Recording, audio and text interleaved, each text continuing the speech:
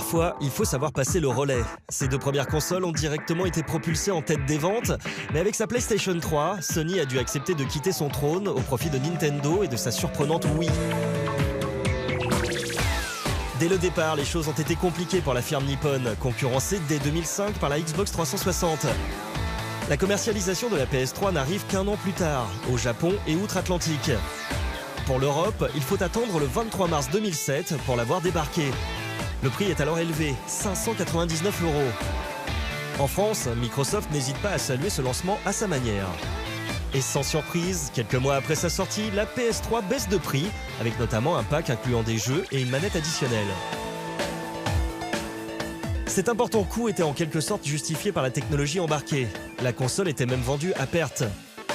La PS3 embarquait d'office un lecteur Blu-ray et un processeur Cell aussi puissant que difficile à dompter.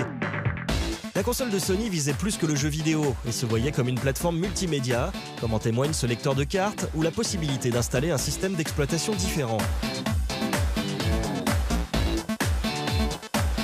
Avec le temps, Sony a revu sa stratégie et a supprimé quelques fonctionnalités de sa PlayStation 3. La possibilité de lire les jeux PS2 a été abandonnée, au même titre que certaines applications comme Folding at Home, qui permettaient d'offrir la puissance de cette console pour la recherche.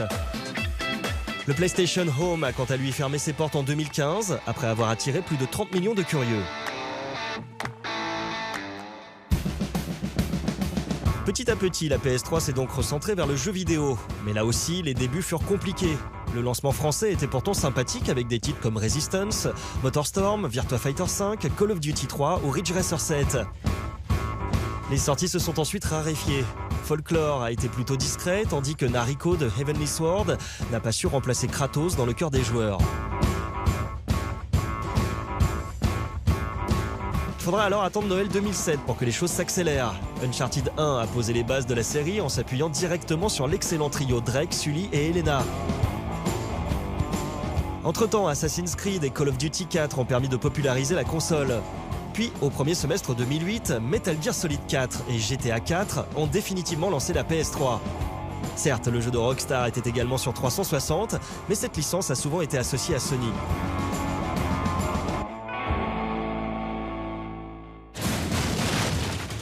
Dès lors, la PS3 trouve son rythme de croisière. Les jeux multiplateformes sont techniquement un peu moins réussis que sur la console de Microsoft, mais les exclusivités impressionnent. Killzone 2, Uncharted 2 et God of War 3 sont ainsi de véritables claques lors de leur sortie et reposent notamment sur une mise en scène parfois époustouflante. Fate has brought me here. Dans la course aux indés, la Xbox 360 fait en revanche la course loin devant. Sony met alors beaucoup de temps à entrer dans cette bataille. La PS3 se distingue alors avec des titres comme Pain, Super Acrobatic Rocket et Powered Battle Cars, et plus particulièrement avec deux jeux magnifiques développés par That Game Company, Flower et Journey. La PlayStation 3 a également connu quelques passages moins glorieux. En 2010, un bug de l'horloge interne a ainsi mis en carafe d'anciens modèles pendant plusieurs heures. Un an plus tard, le PlayStation Network se fait hacker. Les données personnelles de plus de 70 millions de joueurs sont alors volées. Et Sony ferme ce service en ligne pendant près de 20 jours, sabotant sans doute indirectement la sortie de SOCOM 4.